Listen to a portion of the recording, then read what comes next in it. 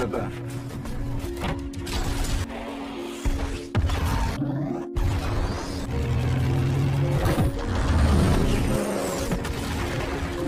Halo penyuka film, apa kabar teman-teman? Semoga sehat dan selalu bahagia. Rekomendasi film dari saya hari ini berjudul The Pilot. Film perang asal Rusia ini diadaptasi dari kisah nyata, bersetting pada tahun 1941, pada saat Jerman melakukan penyerangan secara mendadak di front barat Rusia. Film ini sendiri akan berfokus pada perjuangan bertahan hidup seorang pilot pesawat tempur, tentara Rusia bernama Nikolai Komlev.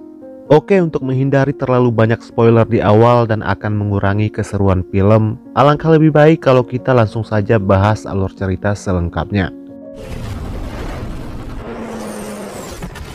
Di awal film terlihat seorang perwira bernama Nikolai sedang menolong seorang wanita yang tengah dirampok di sebuah gang. Nikolai berhasil menyelamatkan nyawa wanita ini. Namun kupon makanannya dibawa kabur oleh si pencuri. Karena tidak tega, Nikolai pun menawarkan diri mengantar wanita ini pulang. Tapi wanita yang bernama Olga ini menolaknya. Keesokan harinya Nikolai kembali menemui Olga dan memberikan jatah makanannya untuk mengganti jatah makanan Olga yang kemarin dicuri. Singkat cerita, mereka berdua pun jadian. Tapi Nikolai harus meninggalkan Olga untuk sementara waktu karena tugasnya sebagai seorang tentara. Nikolai berjanji akan kembali dan menyaksikan pertunjukan Olga yang merupakan penyanyi teater. Nikolai adalah seorang pilot pesawat tempur Angkatan Udara Rusia. Dia dan ketiga rekannya harus terbang menuju ke front barat Rusia. Di sana sudah ada pasukan tentara merah yang berjaga di zona tugas untuk mengantisipasi pihak Jerman yang diprediksi akan melakukan penyerangan secara mendadak. Di udara terlihat mereka tengah melihat peta, mencari lokasi yang tepat untuk mendarat. Pada saat yang sama di daratan terlihat pasukan Nazi tiba di lokasi itu. Dan di saat Nikolai CS sudah menemukan lokasi yang tepat dan bersiap untuk mendarat, secara kebetulan pasukan Nazi melihat dua pesawat tempur Rusia yang melintas. Dan mereka langsung melancarkan serangan ke udara. Nikolai tidak tinggal diam. Dia melakukan serangan balik. Akibatnya sebagian besar pasukan Nazi pun tewas dan mengalami luka bakar yang parah. Sementara tank dan kendaraan mereka berhasil dilumpuhkan. Nicholas CS merasa sangat bangga bisa melumpuhkan puluhan Nazi hanya dalam hitungan detik. Mereka pun melanjutkan penerbangan dengan senyum lebar. Dan mereka tidak sadar kalau pesawat musuh sedang mengejar. Mereka menyerang pesawat rekan Nikolai dan menewaskan sang pilot, membuat pesawat itu tidak lagi berfungsi, hingga akhirnya terjatuh dan meledak.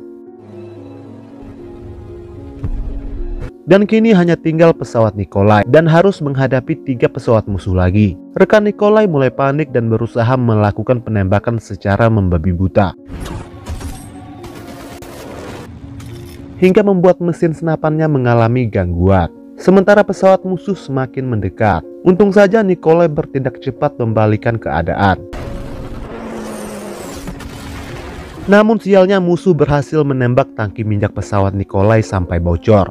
Karena kekurangan bahan bakar, mau tidak mau Nikolai harus mendaratkan pesawatnya. Dan sialnya lagi pasukan Nazi yang ada di daratan melihat pesawat Nikolai yang berusaha mendarat. Mereka pun melakukan serangan dari jarak jauh. Serangan tepat mengenai sayap dan membuat pesawat semakin oleng. Kemudian Nikolai mengarahkan pesawatnya ke tengah hutan. Melihat itu pasukan musuh bergegas menuju ke sana. Pada akhirnya Nikolai dan Soto berhasil mendarat dengan selamat. Meskipun pesawat itu menabrak sebuah pohon kayu sampai patah. Untung saja pesawat musuh kehilangan jejak mereka. Tak lama pasukan Nazi tiba, menggeledah hutan itu dengan membawa senjata lengkap. Untung saja senapan pesawat berfungsi kembali. Dan Soto langsung menyerang pasukan musuh yang baru saja sampai. Namun sialnya Soto kehabisan amunisi. Sedangkan musuh semakin gencar melakukan penyerangan. Lalu Nikolai membuka gas pemadam kebakaran yang ada di pesawat, hingga asapnya membuat pandangan musuh terganggu. Lalu mereka berdua melarikan diri ke tengah hutan. Namun sialnya Nikolai terkena tempias panasnya granat musuh. Lalu Soto menggendong Nikolai yang tak sadarkan diri. Tapi keduanya malah terjebak di sebuah sungai. Sementara pasukan musuh semakin mendekat. Kemudian Soto meletakkan Nikolai yang masih pingsan ke atas pecahan batu es dan menghanyutkannya ke tengah sungai. Karena mustahil menyeberangi sungai yang dalam dan dingin, Soto pun memutuskan lari ke arah lain. Namun malangnya dia harus tewas ditembak musuh. Nikolai terombang-ambing di sungai itu berjam-jam lamanya. Sampai akhirnya dia pun tersadar dan mendapati Soto tidak ada bersamanya. Dan pada saat yang sama, dua orang Nazi tiba di seberang sungai dan melihat Nikolai. Menyadari itu, Nikolai buru-buru naik ke darat. Tapi sial, kakinya terkena tembakan musuh. Namun dia masih mampu berlari ke dalam hutan. Dua orang tentara Nazi ini memutuskan kembali ke markas dan melapor kepada letnan. Di dalam persembunyiannya, Nikolai membuat api unggun untuk menghangatkan badannya yang kedinginan. Dia berada di sana sampai malam. Setelah pagi menjelang, Nikolai kembali melanjutkan perjalanan. Namun setelah 3 hari berjalan, Nikolai masih belum menemukan jalan keluar. Dia tersesat dalam keadaan kelaparan dan kedinginan. Lalu pada malam harinya, Nikolai diserang oleh sekumpulan serigala. Untung saja dia bisa mengusir binatang buas tersebut dengan senapan suarnya. Lalu di pagi harinya dia kembali dikejar oleh sekumpulan serigala tadi malam. Lalu dia lari sekuat tenaga. Sementara tak jauh dari posisinya bersembunyi, pasukan musuh sedang melakukan penembakan terhadap 3 pesawat tempur Rusia. Seorang tentara Nazi yang ketakutan tanpa sadar bersembunyi tepat di hadapan Nikolai. Dan di saat dia ingin memanggil rekannya, Nikolai pun menembaknya. Tak lama letnan datang ke jembatan itu dan melihat 3 orang prajuritnya tewas. 1 orang ditemukan tewas terbunuh dengan pistol. Letnan tahu siapa pelakunya. Tidak lain adalah Nikolai. Dan tujuannya datang ke sana untuk mencari sang pilot. Singkat cerita, 10 hari pun berlalu dan Nikolai masih terjebak di hutan yang luas tersebut. Tersesat dan terkepung oleh musuh dalam kondisi yang memprihatinkan. Sementara kumpulan serigala itu terus mengintainya dan menunggu waktu yang tepat untuk menerkam. Dengan sisa tenaga yang ada, dia mencoba untuk lari, bahkan dengan cara merangkak.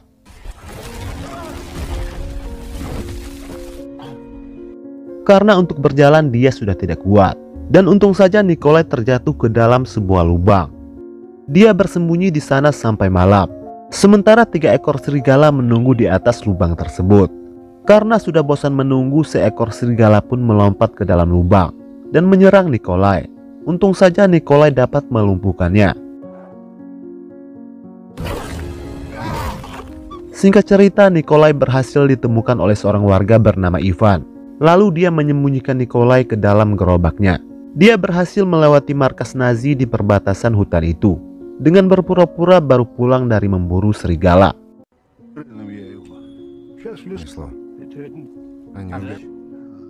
Misa adalah tentara yang juga seorang dokter.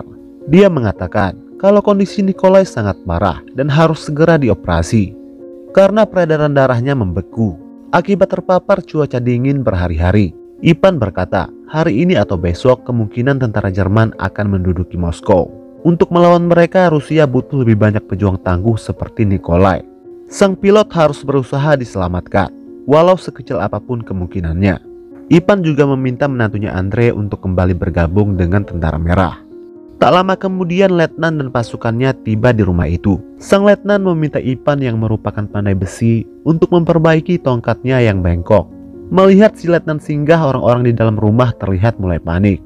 Ternyata kedatangan sang letnan untuk mencari tahu kebenaran tentang kabar yang mengatakan kalau Andre menantu Ivan merupakan pasukan Tentara Merah Rusia. Tapi Ivan menyangkalnya. Dia bilang kalau Andre hanyalah petani biasa yang sekarang tinggal di desa lain. Tiba-tiba si letnan mendengar suara yang sedikit berisik di ruangan bawah tanah. Ivan mengatakan kalau itu hanyalah suara tikus. Untuk memastikannya, si letnan kemudian menembak lantai rumah itu.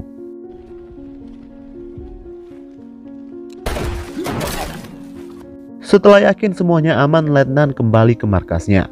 Namun di rumahnya, letnan baru ingat kalau dia sempat melihat istri Ivan keluar dari ruang bawah tanah sambil membawa mangkok obat herbal dan terlihat panik. Lalu dia kembali lagi ke rumah Ivan dan menggeledah ruang bawah tanah. Dia mendapati ruangan itu baru saja digunakan untuk mengobati seseorang. Untung saja Andre dan Misa sudah lebih dulu membawa Nikolai pergi dari rumah itu dan menuju ke markas Tentara Merah.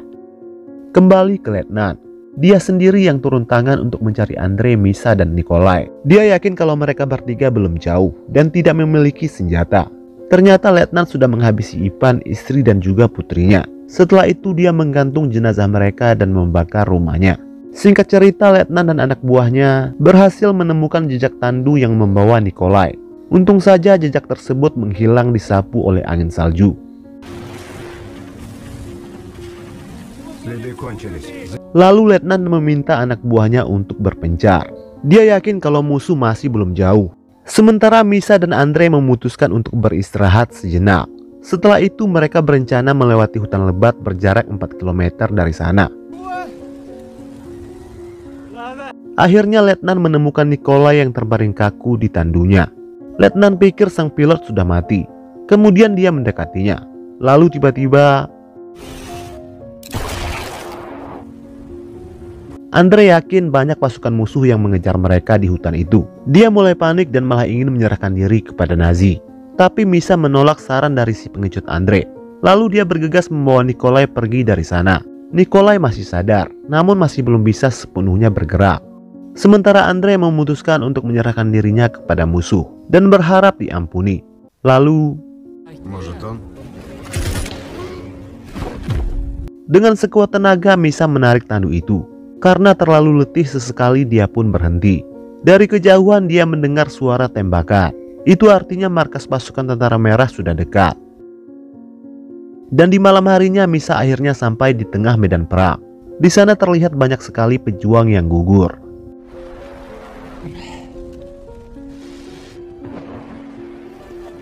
Sersan melihat Misa merangkak membawa Nikolai dari kejauhan.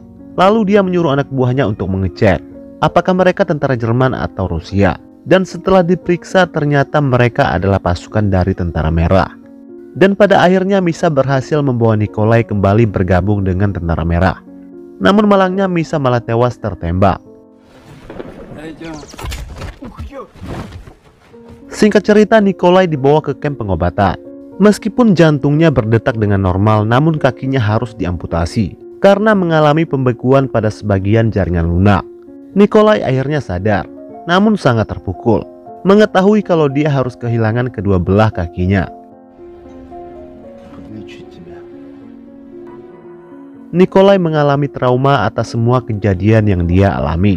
Namun setelah berhari-hari berada di rumah sakit dan menyaksikan banyak prajurit yang tewas dan cacat bahkan lebih parah dari dirinya, Nikolai akhirnya bisa menerima kenyataan dengan lapang dada dan menyadari bahwa semua orang menderita karena perang ini. Nikolai ingin sekali mengirim surat kepada Olga, mengabari kalau dia masih hidup. Namun dia masih belum punya keberanian.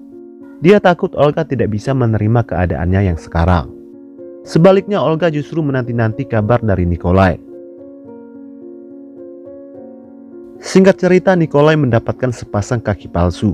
Dan di hari yang sama Olga dan grup teaternya sedang melakukan pertunjukan konser di rumah sakit itu untuk menghibur para pasien tentara.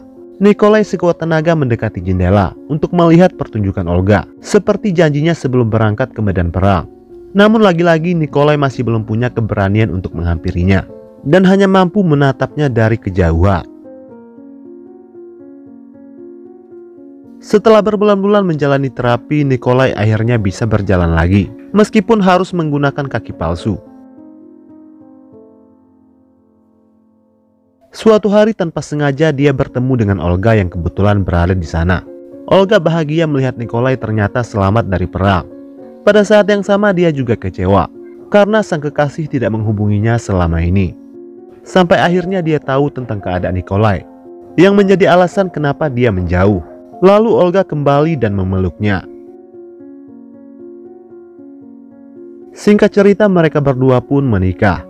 Ternyata Misa sempat menuliskan surat untuk kedua orang tuanya di atas lembar peta milik Nikolai, bercerita betapa bangganya dia bisa menjadi seorang dokter. Meskipun masih pemula, tapi Misa bisa menolong para tentara yang terluka karena berjuang di medan perang.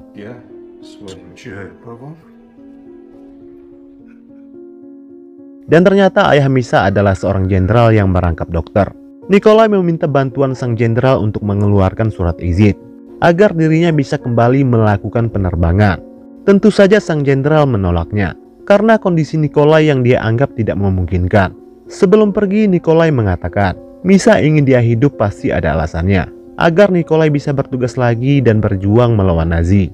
Hingga akhirnya sang jenderal mengizinkan Nikolai untuk terbang kembali, bergabung dengan tentara merah berperang dengan Nazi di front timur. Atas bantuan sang jenderal, Nikolai terbang secara diam-diam meskipun tanpa izin dari sang mayor. Hari itu 3 pesawat tempur musuh datang menyerang secara mendadak. Di luar dugaan, Nikolai melakukan tugasnya dengan sangat baik.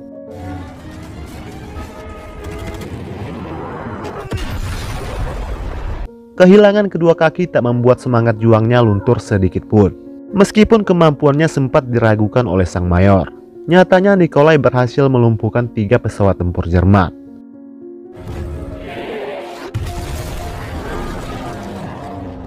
Melihat semangat juang Nikolai yang tak kenal putus asa, semua prajurit pun memberi hormat, termasuk sang mayor, dan film pun selesai.